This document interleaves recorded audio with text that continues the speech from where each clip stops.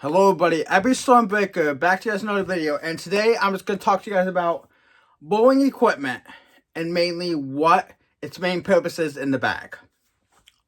I'm going to talk about asymmetrical balls and symmetrical balls, from strong to weak. Why you need them in the bag, and why they're very, very important in an arsenal, bowling for either a league or tournament play. So first off, you always want to have a very strong asymmetrical ball in your bag. Whether it be an asymmetrical solid, like the UFO solid the Rotogrip UFO solid that I have, or a strong asymmetrical hybrid, like the Storm Lock that I also have.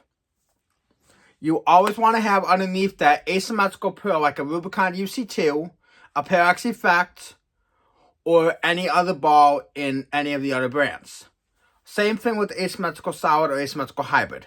There are a lot of asymmetrical solids or hybrids from Hammer, Ebonite, Track, Motive, Deviate, Radical, and Brunswick.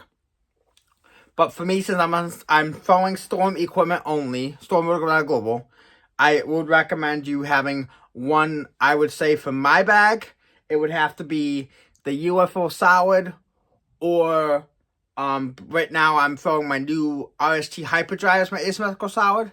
But like I said, I have plenty of options for asymmetrical solid spot in the bag. Asym hybrids, you could also use, but they're a little bit cleaner than asymmetrical solids.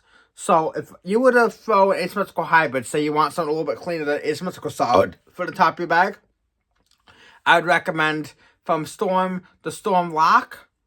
From Nine Global, I have the Reality Check, and I have the Nine Global Dream On. And I also have from Rotogrip, I have the Halo Vision, I have the UFO Alert, and I have some other pieces like the Storm Parallax and stuff like that. So those are bowling balls I could recommend for the top end of the bag. But for Hammer and all those other brands, talk to PSO. Talk to the guy that draws your stuff, and see what he recommends you.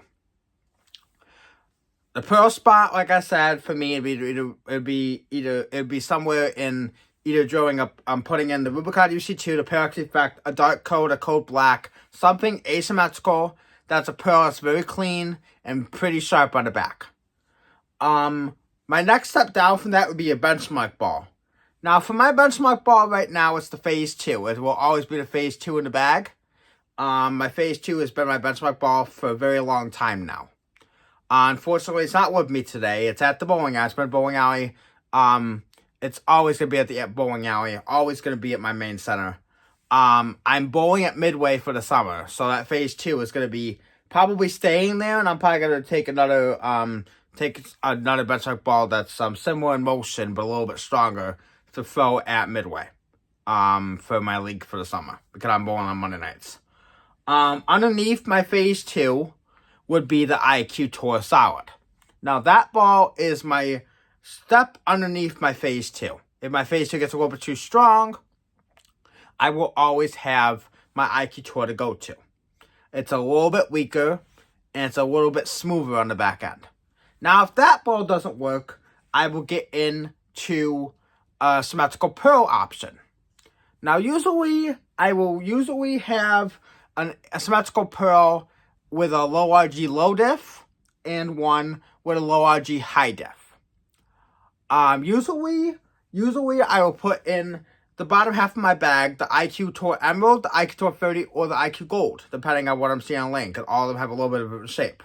Same RG, same differential, but the difference of shape with the color of the ball.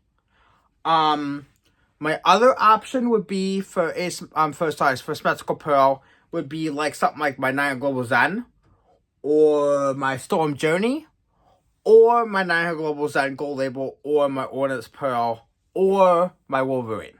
Something that is high RG, high def, medium RG, high def, or high RG, high def. Something that is weaker and timid for drier lanes. And then, if you want to go down into something even weaker than that, I would recommend something like urethane. Now, usually I never throw urethane on a house shot. But when you're bowling on sport patterns, tougher PBA patterns, you always want to have a urethane ball in the back. That is only for tournaments though. That is not for league play. So after you get down to your higher symmetrical ball, that's pearlized, whether it be the Zen, the Zen Gold Label, the Journey, something like that. Then you want to then pretty much after that, you would want to just, pretty much go down to your, pretty much at that league would pretty much be over. Also recommend carrying yourself a spare ball that goes straight to make your spares as well. I always carry myself a Storm Mix, but you could also get a Storm Ice. You could always get a, Hammer Axe if you're throwing hammer. Anything like that just goes dead on straight to make your spares. Also, before I forget, every center that you bowl at, there's going to be very different amounts of oil. At Midway, which is my second center I'm bowling in there during the summer, there was a lot more oil there.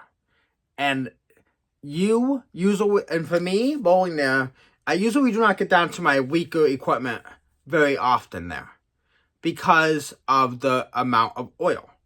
When I go to my main center Ripix in Binghamton here, I'm usually getting out of my asymmetrical balls rather quickly because absorbs off the lane pretty quickly. Usually I'm finding myself throwing my symmetrical balls, my benchmark balls, first balls out the bag usually, and if I have to go to my asym balls, then I will. But then usually what happens is that the asym balls get a little bit too strong, and they force me too far to the right. Usually sometimes I'm standing on the 33rd to 35th board, and I'm getting the ball between 3rd and 4th arrow, sometimes on fresh oil. And sometimes I don't want to do that because the ball's not going to come back around the corner like I want it to, and I'm going to start leaving corner pins. So usually if that happens, I go to a bowling ball that's a little bit cleaner and a little bit sharper. Like, for example, a hybrid bowling ball, like my TNT Infused, my Rotogrip Outcry, my Summit, something that gets a little bit further out of the way and has a little bit more shape in the back. So that's usually what I would go to if I need something that I can play a little bit deeper with, but there's still a good amount of oil on the lane. And then if those don't work, then I'll go down to my symmetrical pros like I talked about earlier, like my Zen, my weaker pearls that are symmetric. So pretty much that's what I wanted to talk about in this video. The differences in bowling balls can be very different depending on how you drill them as well. So talk to your PSL, see what they recommend for drillings on your bowling balls. Pin down will smooth them out. Pin up will make them hook a little bit harder on the back and hook a little bit earlier. But be a little bit sharper on the back end. So depending on what you want and how your positive action point is, I would talk to your PSL and have them drill you the ball, measure your span, measure your hand, make sure it fits you properly, and then go from there. Until next time, this is Every Stolberger signing out. Hope you guys have a wonderful day. Thank you to my subscribers, and I hope I get new subscribers in the future. And thank you all for watching. Until next time, Every Stolberger signing out. Peace, guys.